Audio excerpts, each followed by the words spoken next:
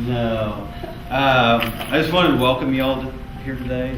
It's a proud moment. It's a proud moment for them, and it's a proud moment for the department. But as I told them last week, it's more of a proud moment for you all because I mean they're entering a really noble profession, honorable profession. And yeah, it's a risky profession, and we know that going into it. But some just to reflect on a minute is they get the opportunity to save lives. I mean, think about that. I mean, you know, people just go about their work on a daily basis or whatever. Every day they go to work, they can save a life. I mean, just think about that for a minute, how important that is, and what they're going to be doing, and how honorable that profession is. So we're looking forward for a really long career for them in the department. So what I'd like to do is just take a few minutes to explain to you about what they're going to be doing and a little bit about our department. So we have 93 total personnel. We run out of 5 fire stations, and we have a training facility where they've lived for the last 12 weeks. Okay, and we'll talk a little bit about their training in a minute. So we staff 5, 6, 7, 8 apparatus on a daily basis, and they'll be part of that staffing. They'll start out at Station 1. And some of you have heard this before. You guys know what Barry does. Last year we ran 7,700 emergency incidents. Okay, so that's on average. It's about 21, 22 incidents a day that they'll be seeing, so they're fairly busy. Only about 5% of those are actually fires. What they're going to be doing most of the time is the EMS and rescue work. That's 75% of our emergency runs. That's what we do. But then they have a lot of daily duties. There's going to be stuff that day to day they do that may not be that fun or whatever is going on the runs, but it's part of it. They have to maintain our facilities, they maintain our equipment, and maintain our fleet. Well, we got a couple more coming in. Your family? Yes. Chief Mitchell, this is my grandparents. This is Good to have you. Audrey. We'll be going out and doing what we call pre-fire planning or company surveys, where they actually go in the buildings and learn them. They'll actually learn the building. So if there is a fire in those buildings, they already know them before it happens. They know their way around in those buildings. We do a lot of, we flow test all our hydrants every year. We do a third of them every year, so they're out in the streets doing that. Training, they'll attend about, on average, about 175 hours of training per year. So that's every Tuesday, Wednesday, and Thursday they work and train. Okay. So we do a lot of fire life safety inspections, and this is part of when I talk about saving lives. Part of that is prevention. And we go out, and every day they'll be out in buildings, and they'll actually be doing inspections, and they'll be making sure that these buildings are safe for the occupants. Okay, so that's one of the ways that they'll be saving lives. Because if we can prevent it from happening in the first place, that's step 1. Step 2 is if something happens, we make sure everybody can get in. And we teach them. And so they'll be also doing fire safety education. They'll be talking to everybody from preschool kids up to 80-year-olds and teaching them about fire safety, how to get out of fires, how to do stuff like that. And one thing I always say, no matter how bad of a day you're having or how bad the calls are, it's a good day when you can make a child smile, and that's what these guys are really doing. Every day we try to make at least one child smile. So smile. Smile. So it's always a good day.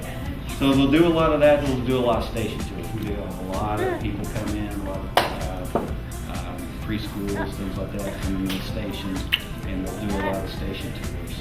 So that's all part of it.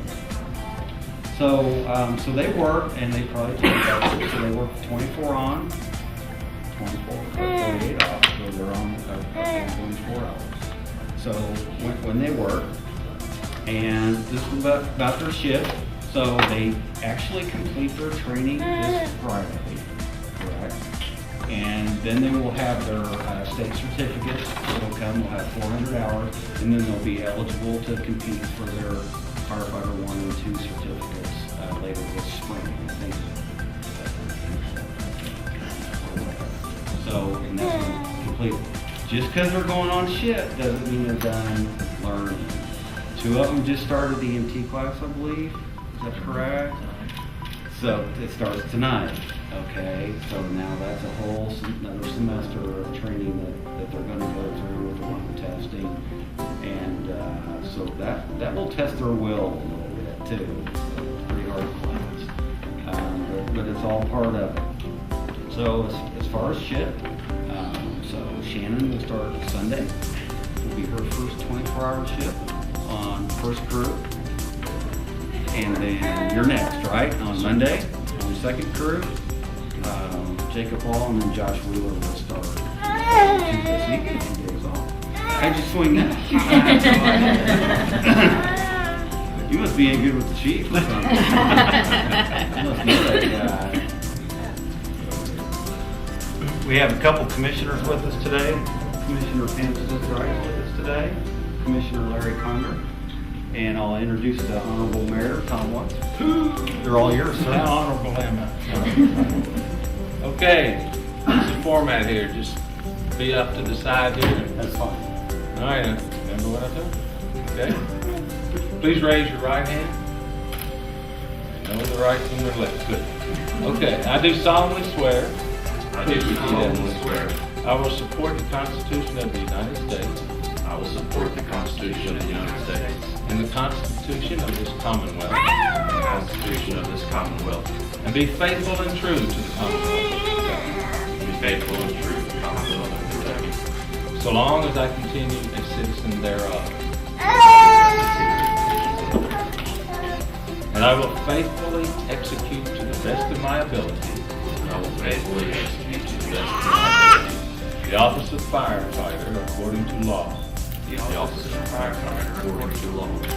And I do solemnly swear I do solemnly swear that since the adoption of the present Constitution, since the adoption of the present Constitution, I, being a citizen of this state, I, being a citizen of this state, have not fought a duel have not fought a duel with deadly weapons with deadly weapons within this state, within this state, nor out of it, nor out of it, nor have I sent or accepted a challenge to fight a duel nor have I sent or accepted a challenge to fight a duel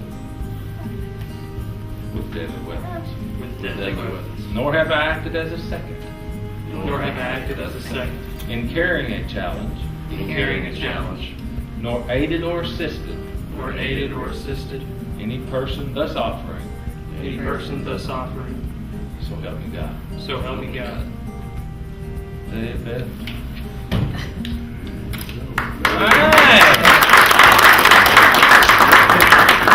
If we could get a picture with you. Oh, do y'all mind? Here. Oh, it's like $5 a piece. On the end here, I kind of like the place right now. When we talked about during our State of the City, you know, that the top priority of elected officials, I believe, should be public safety. If we don't have young folks like this stepping up, we're going to be in real trouble because most of the guys down there are real old. You know, so very proud. You resemble that remark, don't you, Chief? So we're very proud of you. Continue the tradition of great firefighting in Owensboro, and I know you will. Thanks again for serving. Appreciate you. Thank you.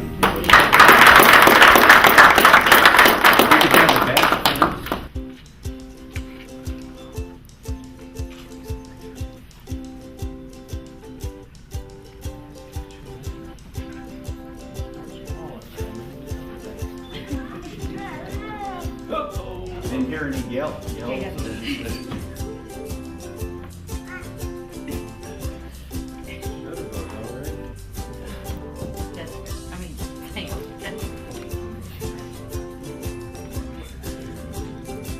two of you all. And if you could stand next to him for pictures, please. Can I almost jump there and grab my face?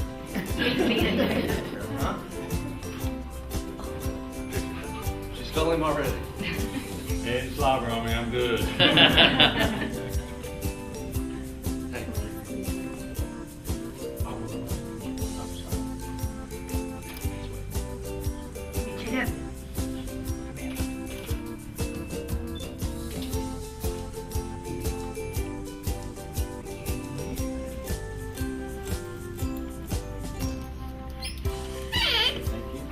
Now you get one more with us.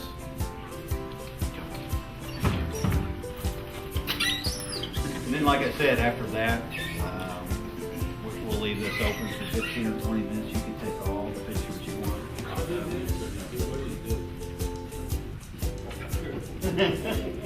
One of you.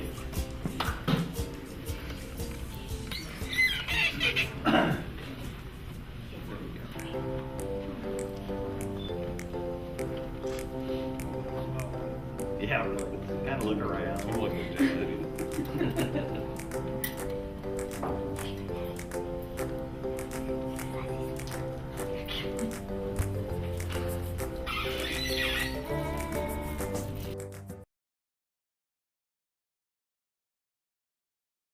We've got a slide for you to look at. Well, we just wanted to do a very short brief this morning on fleet replacement cycle and how that works within the fire department, and lead us into talking about our ladder truck discussion. The first, on the upper left-hand corner, you'll see our pumpers. Our pumpers are typically on 20-year cycles and what we call a 10 and 10. So that's 10 years of frontline service, 10 years of reserve service. Now, depending on condition and use, we can move that around. It could be like 11.9 or 12.8.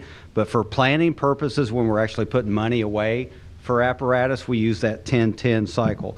Currently, pumpers run about $400,000 a piece. So currently, we have 5 frontline apparatus and 3 reserve apparatus. Engine 3, 4, and 5 were all replaced in the last few years. So engine 1 and 2 will be the ones coming up in the next 3 or 4 years that will get replaced. In the upper right-hand corner, you'll see a picture of, this was our last rescue apparatus that we bought. And they are also on a 20-year cycle, 10 and 10. We have fewer of these. There's 1 in service and 1 that's in reserve. So that means this gets a little bit more use. It runs the entire city. So fires, car wrecks, things like that, special rescues, it runs the entire city, not just a station area like the engines do. These apparatus run about $300,000 a piece. This one actually has about 7 years of life left in it, so we won't have to be talking about it for quite some time.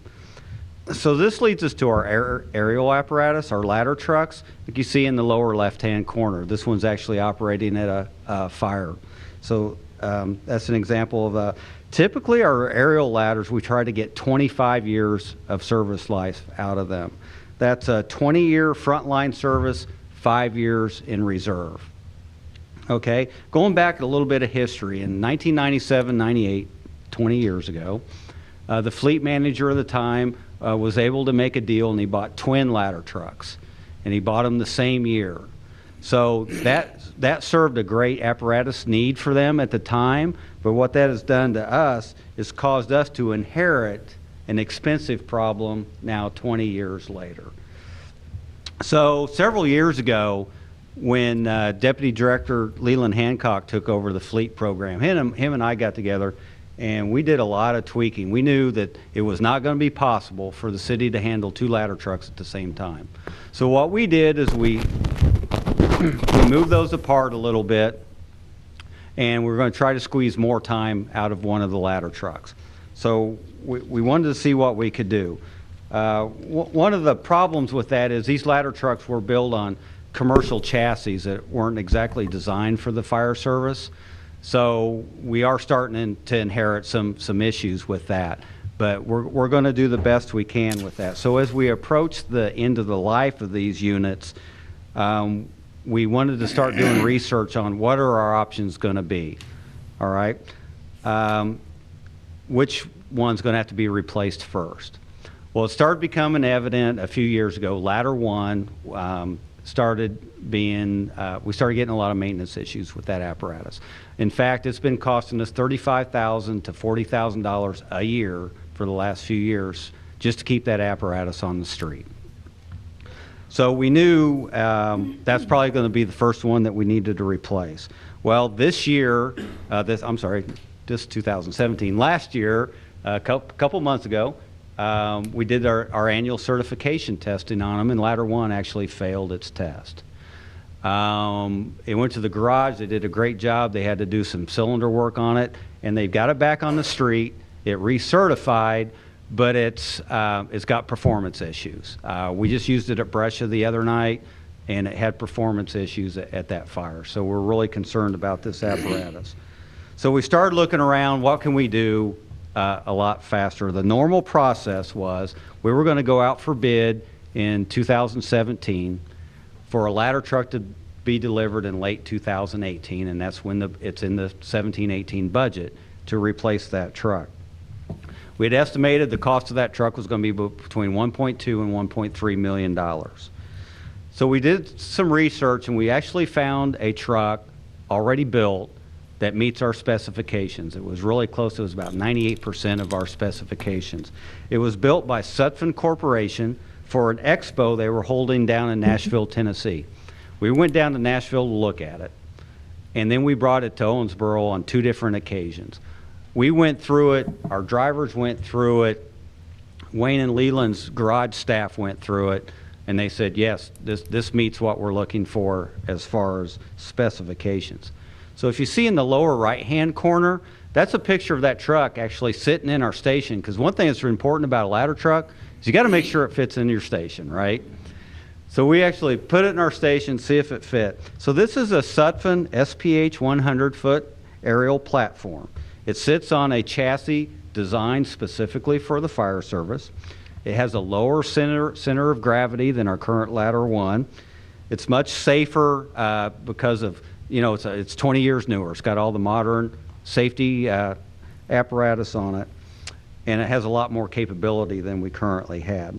So the 2017 bid price for that apparatus is $1,317,819.48. Okay, a little bit over the $1.3 million that we were talking. So what we did is we started discussions directly with the manufacturer through what's called the GSA process. We had our purchasing manager, Pamela Canary, start looking into the GSA emergency purchase process, which is it's a federal government process. What we did is we came to a tentative agreement for that same apparatus through that process for $1,098,182.96, a savings of $219,636.52. So along with that savings, there's another thing. I already talked about Ladder 1 and the situation and the problems we're having with that. If we were able to get this apparatus, that would get us the new truck on the street 18 months quicker than we had originally planned. Along with that, it's the staff recommendation today that we recommend that we go ahead and with this GSA purchase with that amount, and further that we do not keep Ladder 1 for that 5-year reserve period. There's no need keeping that truck 5 years in reserve and paying that $40,000 a year maintenance on that apparatus. That'll save us an additional $175,000 over the next 5 years of maintenance of that apparatus. What we will do is we have another apparatus that's in reserve now. It's in good shape. We'll extend the life of that vehicle that's costing us a lot more maintenance on that. So that's what we're here to talk about today, is the recommendation to move. This will take a budget amendment because we're doing it 5 months early. As opposed to being the next fiscal year, we're doing it in this year's budget. So we're just moving it up 5 or 6 months. So you would see a budget amendment at your next meeting.